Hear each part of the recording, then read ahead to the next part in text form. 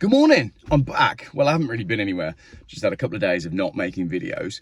Been working on the motorhome and got some car stuff going on. I had a shave as well, as you can tell. I've gone for a goatee, but someone said this is actually called a circle beard.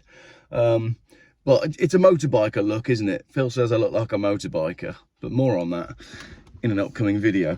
Right, a couple of things I want to talk about.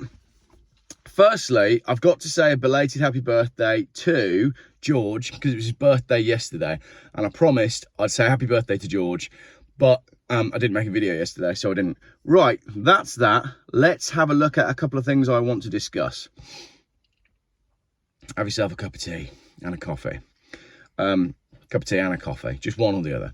I'm going to very, very briefly talk about this Liverpool thing, because I'm not going to cover it. Let's just look at it from a car point of view.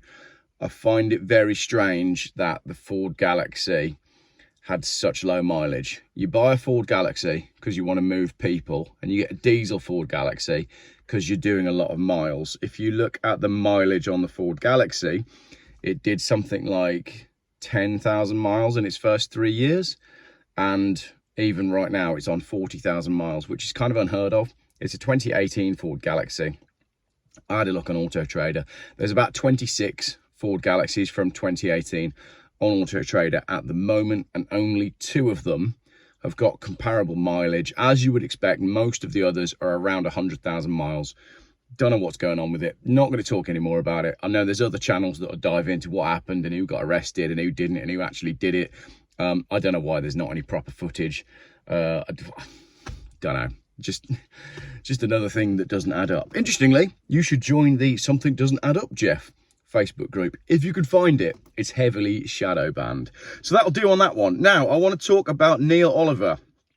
Neil Oliver has tweeted this morning saying, "There is nothing of value in Britain bar a residue of creative people.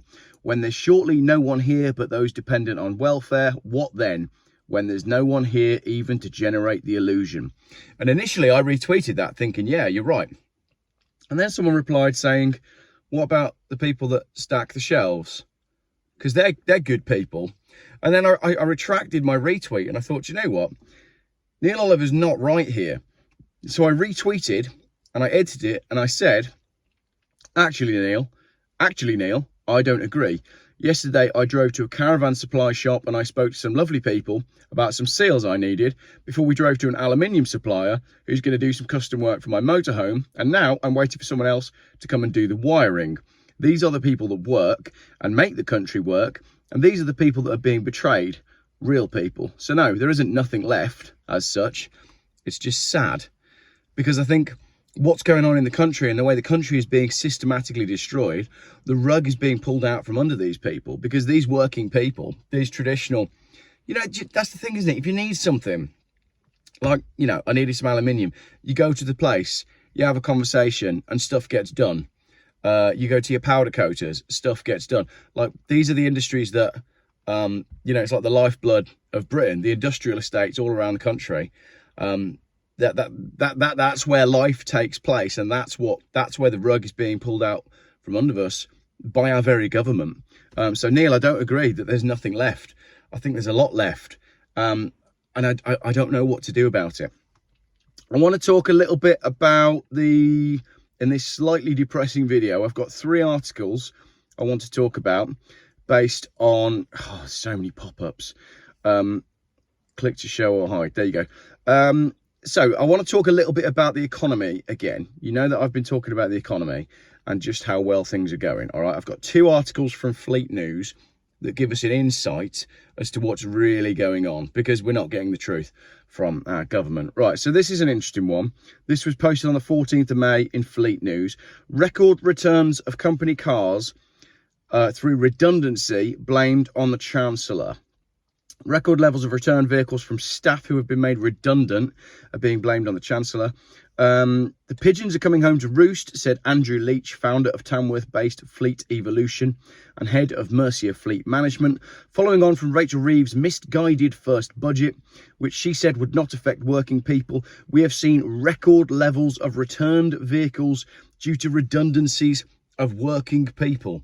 The fleet, the company car fleet, is the canary in the coal mine as to how things are actually going. Car sales and house sales, as I said, are the canary that sings, that lets you know what's going on in your country.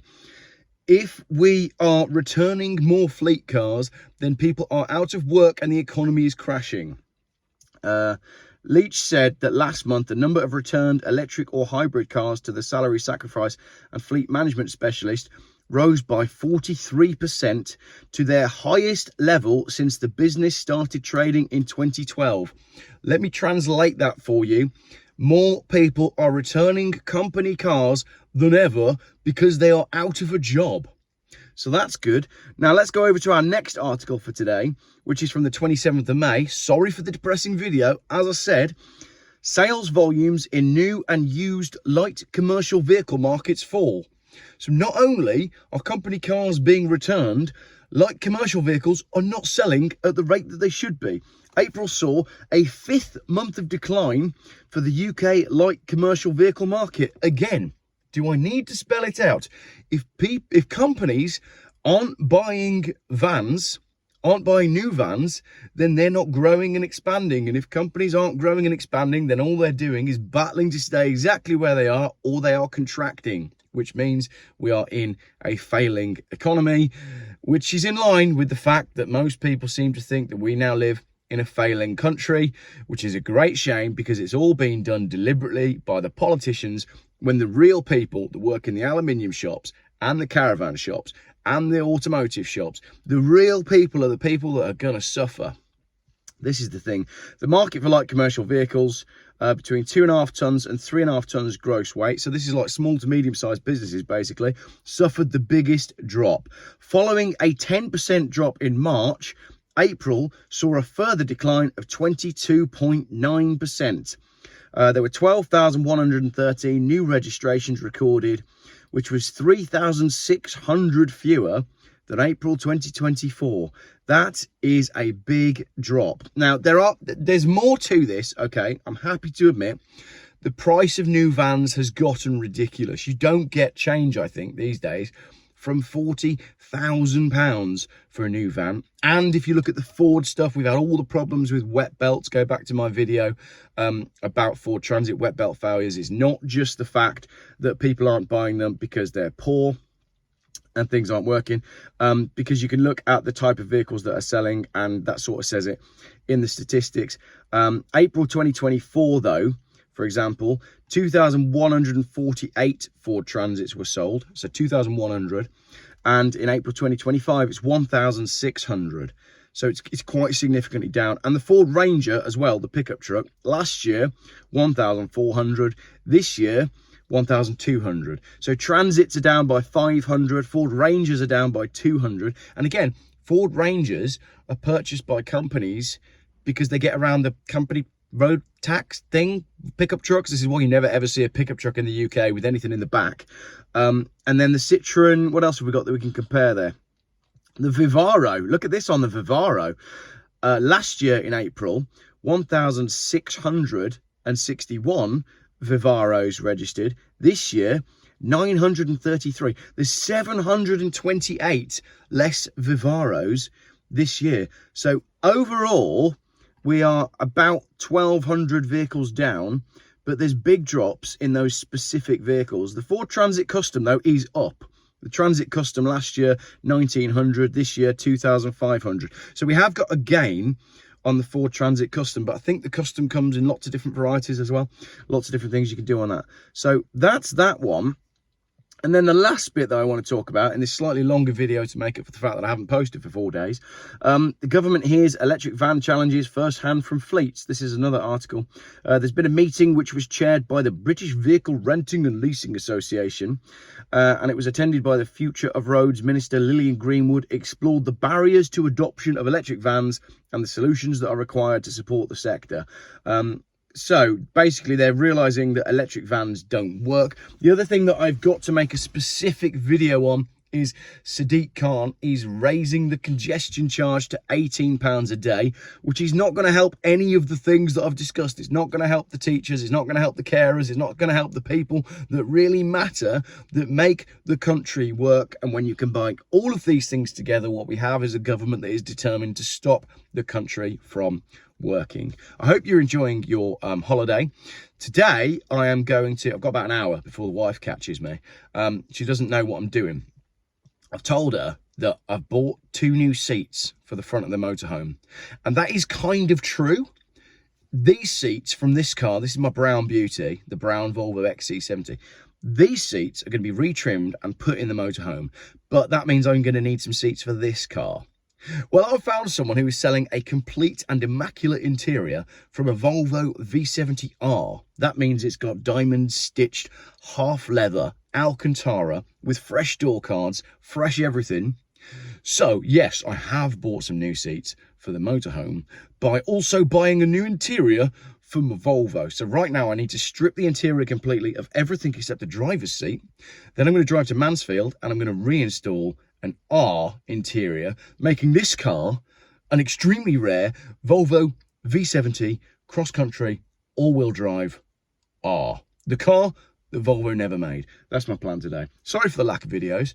I've been doing other things. I've been trying to look after my mental health. I've been trying to get more sleep. And you got to look after yourself. It's really important to look after yourself. And sometimes reading depressing articles and learning how depressing the world is becoming is not a great way to spend your time. But that's what the Jeff Buys Cars channel is all about. I try to produce a mix of content. I'm not going to document every single electric vehicle fire. I'm not going to talk about every electric scooter fire. I'm not going to talk about everything that's going on all the time. Sometimes I'll just post a video of me having a day out, and that's okay. And it's okay that those videos don't get watched, because I know that YouTube does kind of exist on negative energy. YouTube wants negativity. That's the videos that get watched. I can post a road trip video. Oh, I raced to Benidorm against an electric car, 50,000 views. And yet, if I post a video about the fact that Tesla are recalling all of their cars, or Jaguar have purchased all of their I-Paces, for some reason, those will do the 100,000. They'll do the big numbers. But I'm not in it. You know, I'm not here for greed. I'm not interested in just posting the same videos every day. I hope you appreciate the variety of stuff on the channel. And for those of you wondering, where's the motorhome, Jeff? Well, it's there. I can see it and it looks fantastic, but we've decided that we're not gonna, there probably won't be another motorhome video until it's ready. It's getting there. It's probably going to be done in 3 weeks. Thank you very much for watching. Thank you very much for all of the support ongoing. Let me know how you're doing. How are you looking after yourself? What are you doing with your holiday? It's the school holidays, obviously. You can tell it's the school holidays because the weather's been really, really good, and then it goes crap. And in the bit where the weather's crap, that's when the kids are off school, and then it'll get good again when all the kids go back. And I've noticed this trend for the last few years. That's what seems to happen. So that's everything for now. Thank you very much indeed for all the support. Catch you later on. Oh, if you purchased a Hot Wheels car off me this week, I promise,